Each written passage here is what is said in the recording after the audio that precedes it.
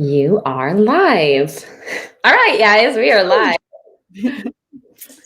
Let me make sure my banner is on ticker. Why is the ticker not on? There we go. This is fun. Okay. So, we don't have anyone on yet, but I'm really glad we're doing this because we're setting this up for our Tuesday evening calls that we're going to do. And I am brand new to StreamYard. And we are learning as we go. So we're learning this as we go, guys. So live viewers, Kari, Lyke, REI Live Orlando. Let me look at the comments box. Okay. All right. So I don't know who's on because we're just learning StreamYard right now. It looks like there's 3 people joining us right now. But so whoever's on right now, hello. We're just trying to first, number one, figure out how to use StreamYard because this is what we're going to be using for our Tuesday evening calls. And so we're going to be talking about real estate basics, real estate marketing. I think Marlena, you and I just really got on the phone together yesterday and we were like, there's not enough information out there, which is like solely focused on marketing and like basics, like getting back to the basics. Yeah, definitely a ton of information out there about everything real estate investing, but for people just trying to get started, like what's the first step that I need to take here? So that's what we were talking about. Yeah. And I know I was in a lot of different Clubhouse rooms this weekend, just getting familiarized with Clubhouse. And between YouTube and Clubhouse and podcasting, there's just so much real estate information out there that I feel like sometimes new people, not even new people, sometimes even seasoned investors just have a hard time like taking that next step of like, okay, what do I need to do next? Yep. So I think that I'm super excited about these Tuesday night calls because I think just getting laser focused on what kind of things do you need to do? Like every investor should be doing this, no matter whether if you're first starting out or you're seasoned. And then just discussing like all of the different marketing channels because you've got cold calling, text message marketing, direct mail marketing. Now you've got TikTok. Someone, if I'm on TikTok, I'm like, no. That's the next wave. Apparently, door knocking and car signs. Like there is so much marketing you can do. And I feel like if you try to do it all, you're just never going to take any action or you're just going to be spread so thin. So sometimes I feel like, and I don't know, like, don't you feel like there's a lot of people that just, they have no idea which marketing channel will be right for them? Oh yeah. Or they hear that somebody else is doing, say, SMS. So they're like, well, I'll just do that because it works for them. And, you know, it's not right for everybody. So you got to know what's right for you. Yeah. And you guys do a lot of direct mail marketing. Yep. We also do cold calling and SMS and PPC and Facebook and all of the above. So. Right. And I don't I hear all the time that direct mail marketing is dead. Which it's not. We consistently keep getting deals from it. So it's definitely expensive, but when you look at all the other channels, they can also be expensive in their own right. So it just depends on how you approach it. Right. So, sorry guys, it's Casual Friday here at the Lyke House. Very casual here as well. I'm actually going down to Kissimmee to volunteer at the food bank in an hour with Andrea and Andrew Braun, who some of you guys might know, they're investors here in Central Florida. So they do this food bank. So me and the kids go down there and unload a truck full of food all day long. Nice. So anyways, you guys, we want to know what is it that you want to talk about on these Tuesday night calls? Because Marlena and I were talking yesterday and we were trying to figure out like, what is it that people want to learn about? Especially if, well, not even if you're new or if you're just trying to get to that next level in your real estate investing business, like, what is it that you want to know? What we don't want to talk about is like fancy systems.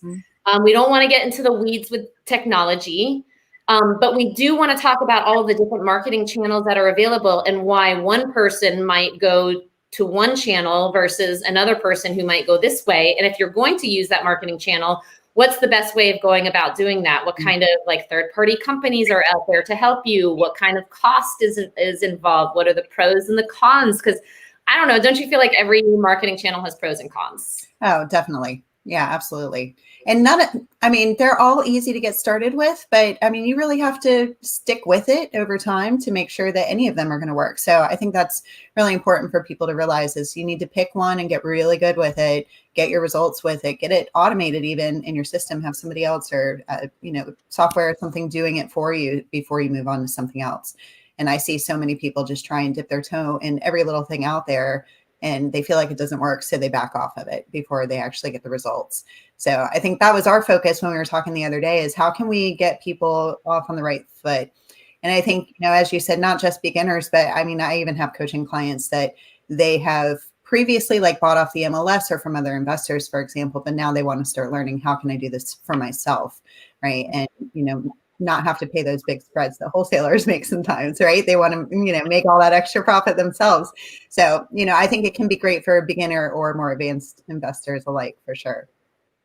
Yeah. And I think what we're going to do when we discuss this is, depending on what you all want to talk about, we're going to bring on guest speakers who are experts in those fields. So for instance, we know someone who only does text message marketing. Like they are an expert at text message marketing. They even have built a platform where they do all their text message marketing from, and they do it in all different areas of the country. So like if you guys want to learn more about text message marketing, Marlena and I can discuss what we do, but then we can also bring guests on who like, that's all they do. You know who I'm talking about. Like that's all he does. Yeah. And he does all over the country. So it's virtual too. So learning about being able to do virtual marketing, how are you going to run that business virtually in other markets? Yeah. I don't know if you get this question a lot. So I get this question is my market is like so hot right now. And we're in Central Florida. So we have a pretty hot market here in Orlando.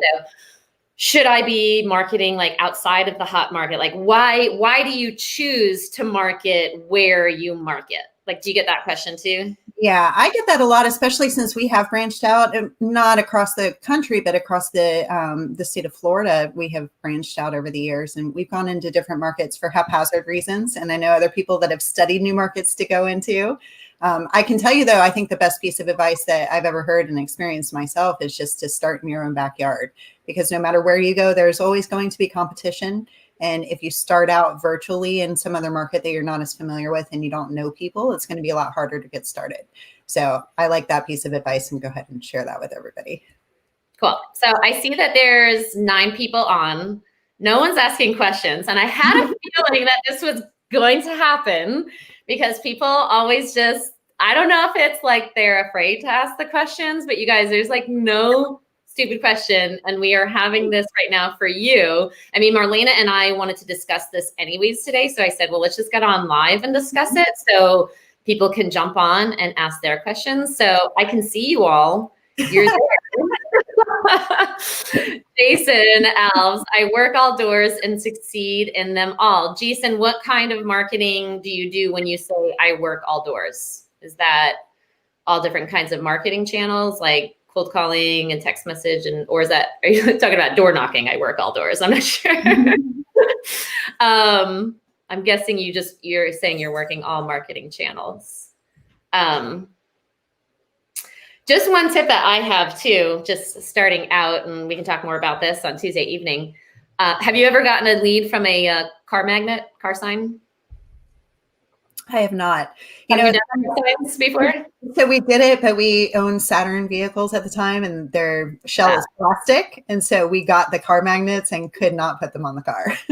Right. So we didn't end up using them, but I hear people like them, but you don't get as frequent leads or deals off of it.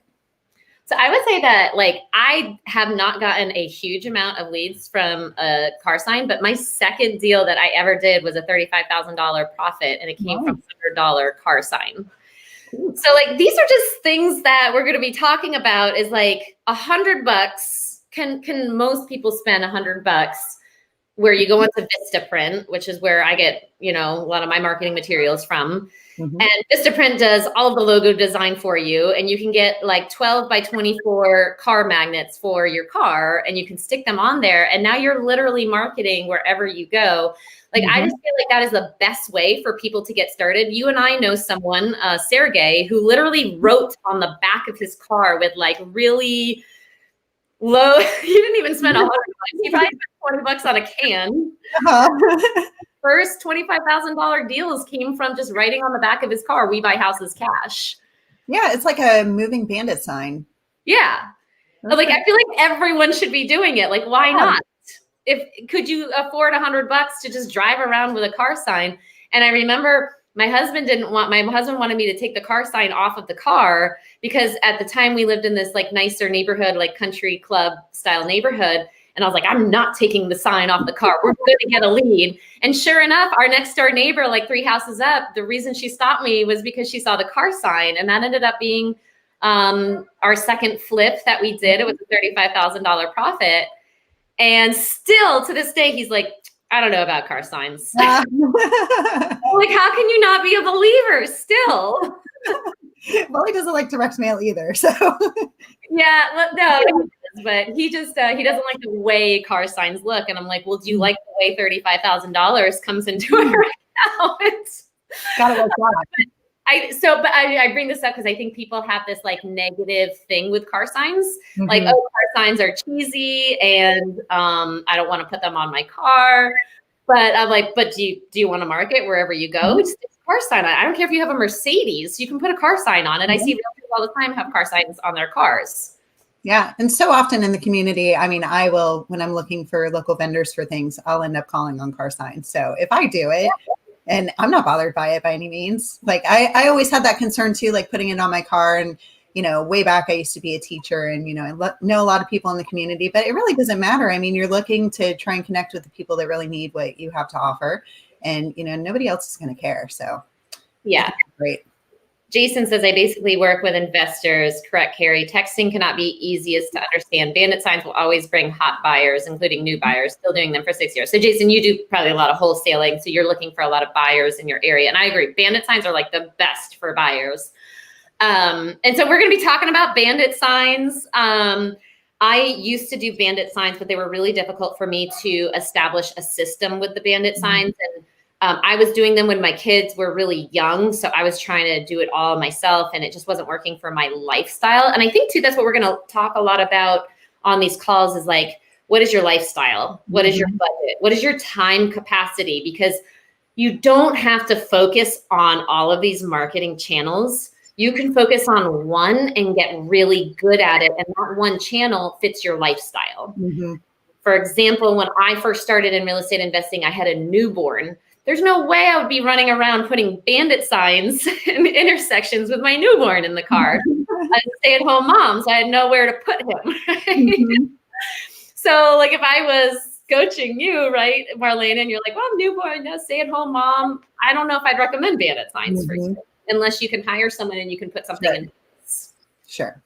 Yeah. Yeah. That's why I really like direct mail is because you can just kind of send it out and then you start getting calls coming in. And granted, you know, it's a little different than calling out where you can control your time. You kind of have to be on call when the calls come in if you want to make sure you get those leads. But I mean, that always worked really well for me. And we do a lot of other things now because we've hired teams to do them for us. But yeah. That's why I've always loved direct mail.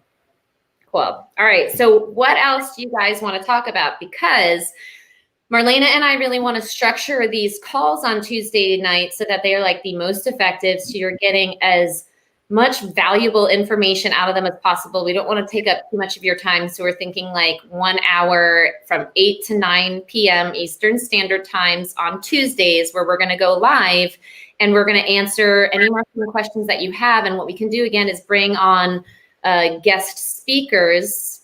Oh, I did not realize I could do this. Why we're doing this. We're testing out StreamYard so we can actually show people's comments.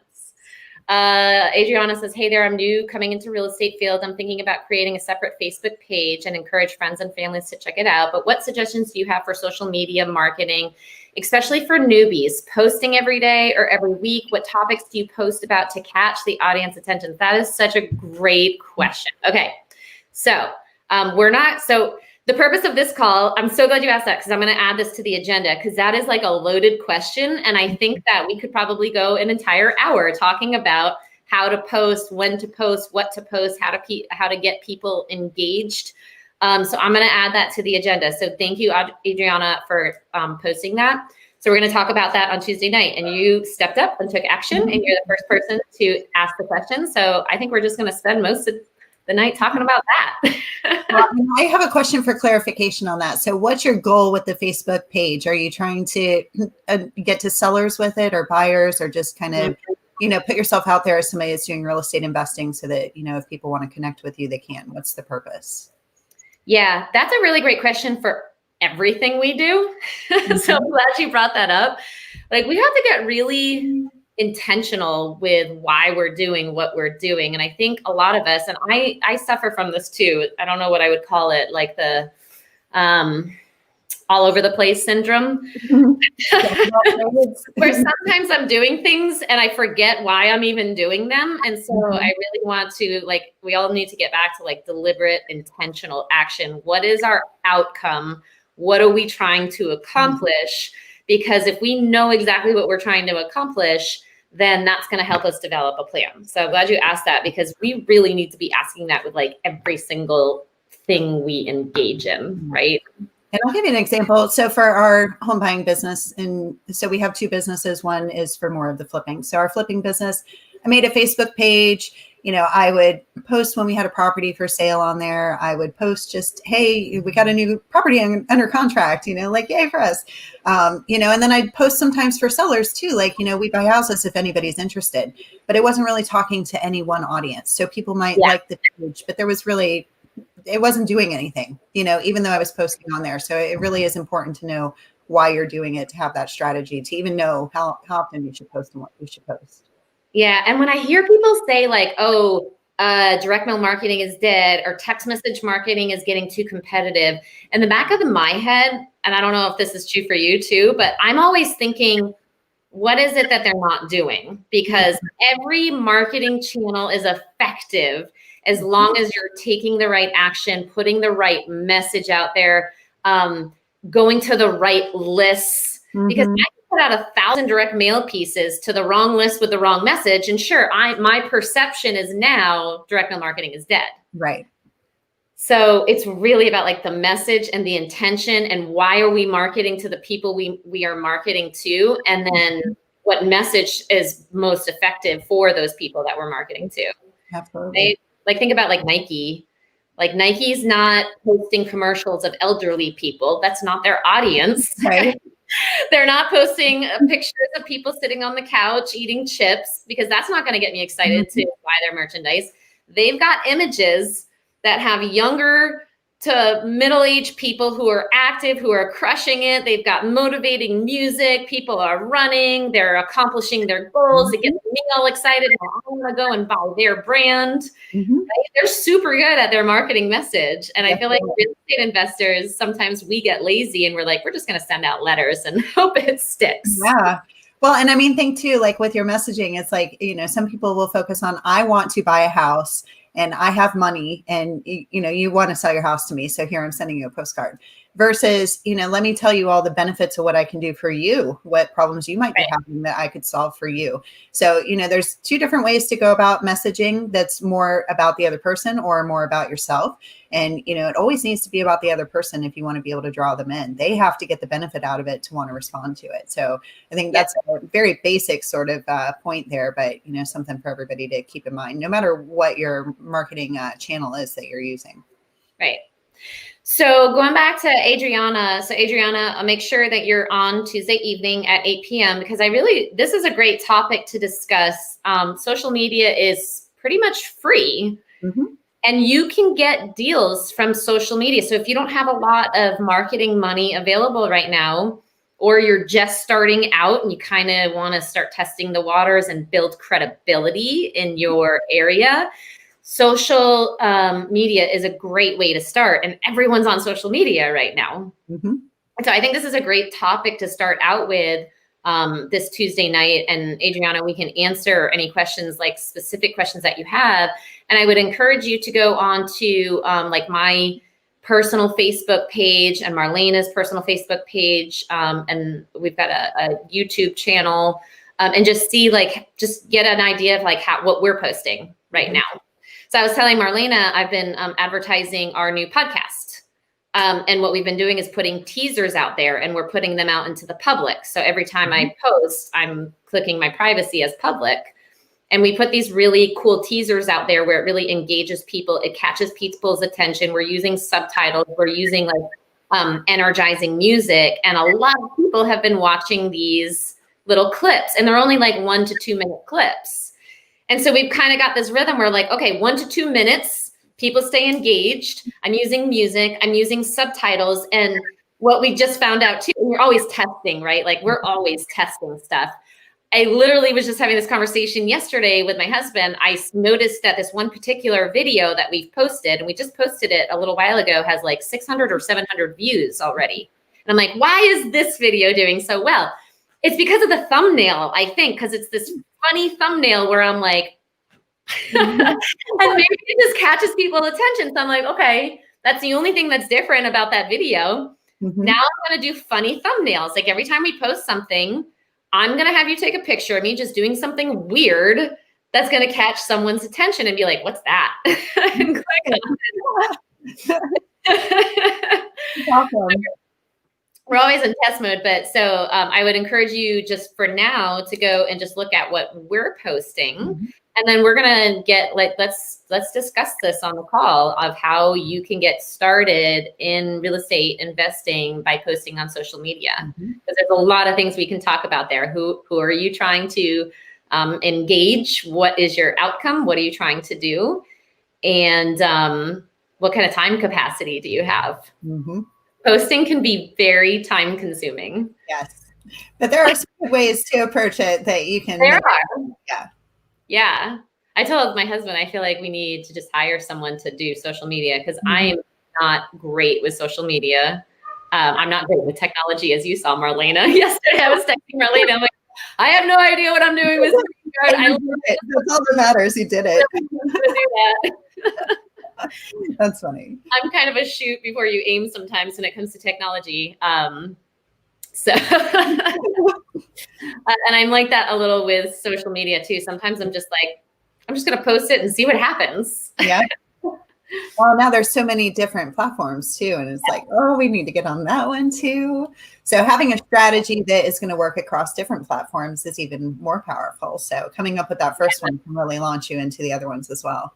Oh, and it can get really fun too. So Marlena and I were just talking about how you can literally take one video and repurpose it all different kinds of ways. So you can spend 1 hour on content, and then you can like break that content up and like repurpose it for different things on different platforms. So that way you're not always like putting out content and feeling like you're having to engage and feeling like you're constantly having to get stuff out there. And this was actually, Russell Brunson does this. I'm a big Russell Brunson fan and I follow him, and he's like master of social media and content. So if you're not subscribed to Russell Brunson, I would recommend you do subscribe to him. But he's in like a different hemisphere from all of us. His brain just works different.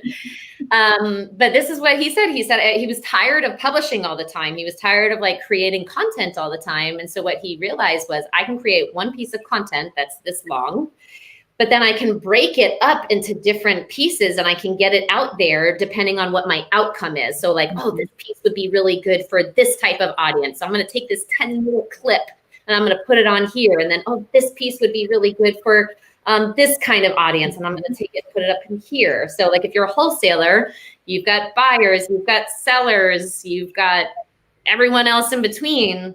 You've got different audiences. So you're obviously going to have different marketing messages, but you could do one thing and break it up into different pieces. Yeah. As an example, you know, being in the real estate investment field and being wholesalers ourselves, we go to houses now that we've bought, and my husband, Josh, will do a little selfie video in front of it, just kind of explaining what the situation was with the seller.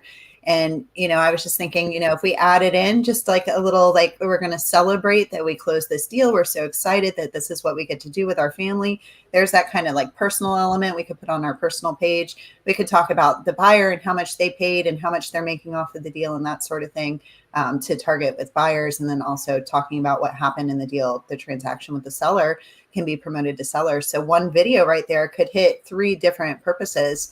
And again, you just need to know what you're trying to do and be strategic about it. And it can be pretty easy to do. Right. Jason says there's a lot of people out there that are fake, that are BS. Yes, you have to be careful on social media. Anyone can get on social media. You don't have to have any kind of license or certification or degree to get on social media. So you do have to be careful who you follow back, who to accept as friends, who not, who to follow, and so forth. But I just think social media is such a great place to just get on and start. I mean, if you want to network, you don't even have to go anywhere anymore to network. You get on social media and you start networking. Yeah. The networking is huge. Especially at Clubhouse now, it's like, wow, like the potential there is just amazing. So many things.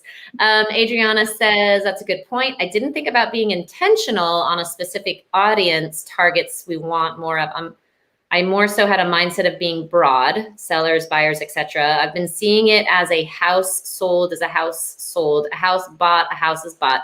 When you first started out, what was your marketing strategy compared to your strategy now that you have more experience? What channels would you personally would avoid that didn't work for you, and what did work? Sorry, I'm big. Yeah, no, these are all great questions. And that's kind of a, we could talk forever. Well, I would say, as far as being broad, just kind of keep in mind, if a seller were to see, that you promoted something that you made a bunch of money off of a deal, for example, is that going to draw them into you and make them want to work with you? Or is it maybe going to push them away because they're really looking to get a problem solved and you're talking about money? Usually in the transaction, when you win, it's not because it's over the money. It's because the person and their situation and they trust you. So if they see an image of you or a video of you where you're talking about making money off of a transaction, not that that's going to be a bad thing, because obviously that's what we do. But, is that if you're targeting them all in the same place, is that maybe going to backfire a little bit? That would be my concern. So we pay a lot of money for professional management of our PPC and our SEO and Facebook and all that stuff online. And they recommended that we have separate pages for everything, because you're going to be driving traffic. Ultimately, if you're doing any paid marketing, you drive traffic towards certain places, and it needs to be intentional about who you're driving to that place. If you just drive everybody to one place, some people might get their needs met, but a lot of people might not. So whatever activity you're doing to bring the wrong people to that place is kind of a waste of time and also potentially money. So just something to keep in mind. You can do everything. I mean, you can still talk broadly on your main Facebook page, but you might want to consider having, a page specific to your business and what you're trying to do for sellers, and one for buyers. Yeah, that's a good point. And I just want to add to, again, I feel like you need to be intentional with everything that you do, especially with marketing. Real estate investing is no different than any other business. If I have a product that I'm selling and that product is a makeup product, well, I'm going to intentionally put ads in front of women where I'm engaging women, right? That's my audience. So what I'm going to do is very intentional. We have a product in real estate investing. It's our services. So we are no different than any other business. And when you look at successful businesses, they are very intentional. They know who their avatar is, the person that they're giving the marketing message to, and they know what their avatar is going to get excited about. So to Marlena's point, a seller is different than a buyer. A buyer is different than even an investor, because you can have a retail buyer or you can have an investor, and they're talking all different kinds of language and they're getting excited about different things. And I think it's Tom Kroll who says people either turn you on or turn you off. But what happens is if you confuse people, everyone's going to turn you off, because a confused buyer doesn't buy, whether we're talking about buyers or sellers or whatever. If they're confused, they're going to turn you off. So you're going to have no one being turned on, everyone turning you off. And what you want to do is, when you become intentional with your message, you have the right people turning you on and you have the wrong people turning you off. Yeah. If that makes sense. Absolutely.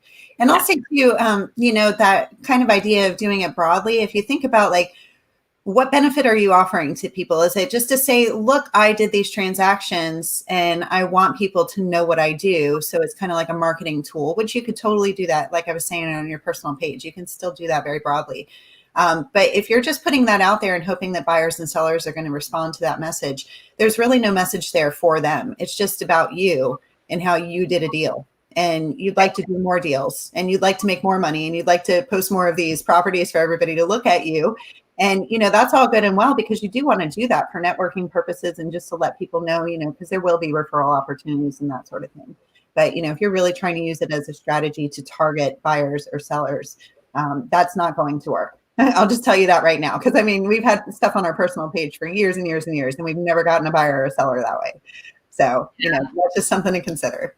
I'm going to give you one more example from my personal experience. So when we started the YouTube channel, The Investor Warrior, which used to be, we've rebranded it over the years. But when we first started, I think it was like 4 years ago, we started that YouTube channel. It was my intention to start the YouTube channel to get sellers calling me. So I was like, oh, I'm going to use YouTube to get sellers calling me. And so I started posting all these videos.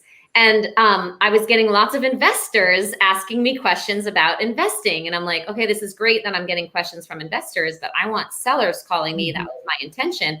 And at one point, one of my investor colleagues called me and they're like, what is your intention with the YouTube channel? I'm like, well, I want to get more sellers. And they're like, yeah, but like, it's confusing because sometimes you're talking to sellers on the videos about how we buy houses cash and give us a call. And then other times you're talking about like owner financing and the profit that you made and how you can do this strategy. I was like all over the place in the beginning, and you can like go back to the YouTube channel and probably see like all of the different stuff we were putting out there. And even she's an investor and she's like, it's confusing. Like, what are you trying to do? And it was because I wasn't intentional. Like I had an intention in mind. And then what I also realized too, is that YouTube might not be the best place to find sellers, right? Like sellers, and people might argue this. So, but just in my experience, there's more people on YouTube finding out how to do something, like how to invest in real estate, how to learn how to do this gadget. I'm probably not going to get a lot of sellers unless I really go like get intentional with it. Because every marketing channel can work for you if you get really intentional with it. But I just found that I don't know that sellers are necessarily searching YouTube on how to sell their house for cash. I could be wrong about that.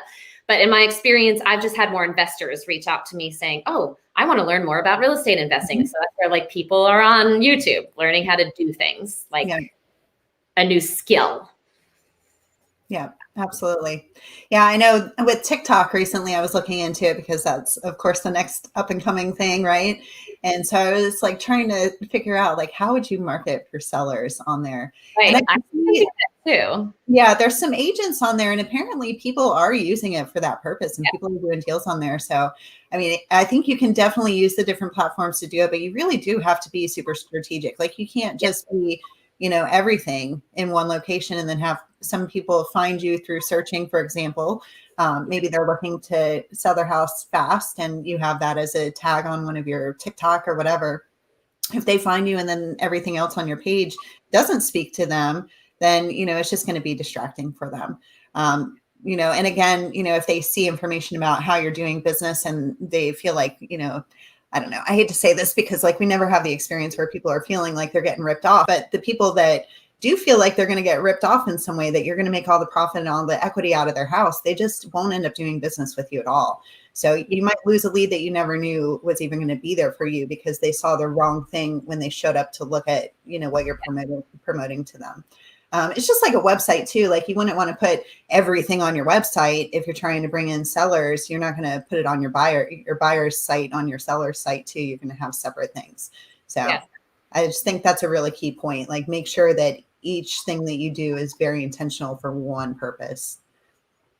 And here's the thing to you guys. So obviously Marlena and I have no idea how to use TikTok, which is why we're going to bring guest speakers on to TikTok, because I would love to find an investor out there who is effectively using TikTok so we can learn more about it to determine whether this can be another tool that we can use. Like Marlena and I are not the end all be all of real estate marketing. We know a lot, but this is why we want to know what is it that you want to learn so we can bring like other experts on who can weigh in on their opinions. I'm all for, getting more people on.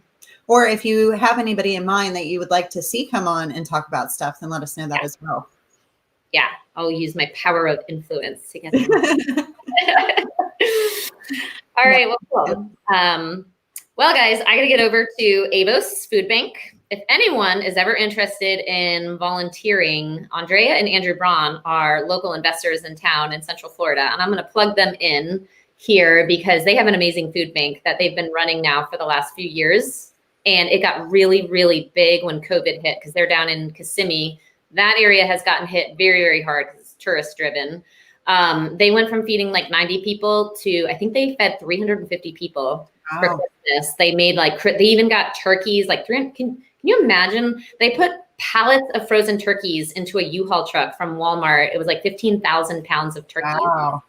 And they distributed it to these, like people will literally come in this car line and it will wrap around for like a mile. And then they give out these food packages. So they went from like 90 to 350, I think they're up to. And they need help because they're in desperate need of volunteers. So if you guys are in the Central Florida area, message me. They do also give credit for so I'm bringing my high schooler. Oh, Adriana, I live in Kissimmee. I would love to help out. Perfect. I'm going to message you, Adriana Cruz. Okay. Because they are they have a huge need for volunteers because it's just gotten so big. Mm-hmm. Me and my 6-year-old and my 8-year-old and my 17-year-old are all heading down there to unload all the truck. And if you guys have like high schoolers or middle schoolers who need volunteer credits, they do sign off on credits for them. That's great. Awesome. Yeah, send me information too. I'd like to check it out. Yeah. It's fun. You'll get a workout. Don't work out before you go. The first time I did a leg workout, and I didn't realize we would be unloading 15,000 pounds of food from a U-Haul truck. I was so tired. Like my legs were shaking as I was like lifting the crates. Oh, this is really hard. That opportunity. That's awesome. Yeah, no, it's fun. And it's definitely like when you're there, Andrea will put you to work. You will feel like you contributed when you leave there. Like you will not feel bored at all. Your time there is very well spent. Oh, nice. Thanks, Adriana. I will contact you. Thanks, Cindy. All right, you guys. So every Tuesday night, join us. This was very informative. We got some questions to go on. We're gonna, Marlena and I are gonna talk about what kind of guests we want to bring on who can talk about the different marketing subjects for us. And I'm just super excited to learn more. I think that we will all, you and me both, and everyone on here can really learn a lot from the different guests that we're going to bring on. I'm excited. I'm glad we're doing this. All right, y'all. So happy Friday, TGIF. Enjoy the weekend, and we will see you Tuesday at 8 p.m. FYI, tonight's Batch Leads is hosting a free webinar about social media. Thank you, Jake. That is on my calendar, actually. Batch Leads. I'm going to just put that up there. Thank you, Jake. That is actually on my calendar for today because I saw that they were having a free webinar about social media. And because we've been doing so much social media, I was going to jump on there to learn what they've got going on and see if I can pick up any nuggets. So if you guys can check that out, just go to Batch Leads. It'll probably be on their website, or I can probably just jump on my calendar really quick and give you guys the link. Nope, I don't have it. I just have a phone number that I dial into. I think you have to register for it. So just go to Batch Leads. Yeah.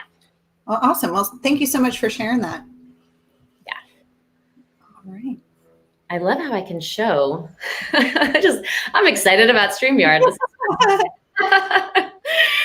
All right. Thanks, Cindy. Thanks, Adriana, Jake, and Jason. Thanks you all for your engagement today. We'll see you on Tuesday, 8 p.m. Eastern Standard Time, and you guys will see the notifications pop up on your feeds. So we're excited to see you there. All right. Have an awesome day, everyone. Great weekend. We'll see you Tuesday.